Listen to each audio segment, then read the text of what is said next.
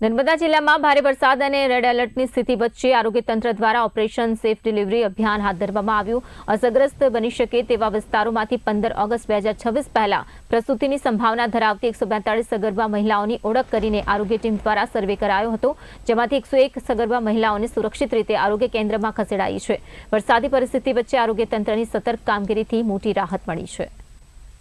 ગુજરાત રાજ્ય અને નર્મદામાં જે હેવી રેનનું ફોરકાસ્ટિંગ હતું એ મુજબ આપણે માનનીય કલેક્ટર સાહેબની સૂચનાથી એક્સપેક્ટેડ ડેટ ઓફ ડિલિવરી જે બહેનોની 15મી ઓગસ્ટ સુધીમાં જે ડિલિવરી આવતી હતી એમાં 142 બહેનો હતી અને એ પૈકી તમામ આપણા આરોગ્ય સ્ટાફ, મેડિકલ ઓફિસરશ્રી અને 108ની ટીમ દ્વારા આ બહેનોને આપણે જે તે ફેસિલિટી જેમ કે GMERS medical college, SDH Dediapada, Gadheshwar CSC Sagbara Chikda અને તિલકવાડા અને તેમજ અમુક PSC ખાતે આપણે શિફ્ટ કરી હતી। આ બહેનોને 101 બહેનો હતી જેની ગઈકાલ અને આજ સુધીમાં આપણે શિફ્ટ કરી છે।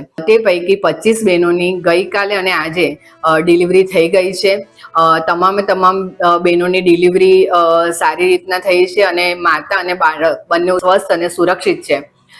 એ જોવા જઈએ તો આપણે આ પૈકી ગઢેશ્વર તાલુકામાં 6 ડિલિવરી, નાંદોદ તાલુકામાં 6 ડિલિવરી, ડેડિયાપાડામાં 1, ચિકદામાં 5, સાગબારામાં 4 અને તિલકવાડામાં 3 ડિલિવરી થઈ ગઈ છે। હાલ એ બહેનો દવાખાનામાં। નમસ્તે, આજે છે મારા મોટા બેન છે અને એમની આ અઠવાડિયામાં ડિલિવરીની ડેટ આવતી હતી અને ભારે વરસાદ અને પૂરના કારણે આરોગ્ય કેન્દ્રની ટીમ અમારા ઘરે આવી અને અમને સમજાવ્યા અને પછી અમે આ ગરુડેશ્વર હોસ્પિટલમાં એડમિટ થયા અને એમની ખૂબ સારી રીતે ડિલિવરી થઈ ગઈ છે અને બાળક અને માની બંનેની તબિયત ખૂબ સારી છે અને એ બદલ અમે આરોગ્ય કેન્દ્રનો ખૂબ આભાર માનીએ છીએ।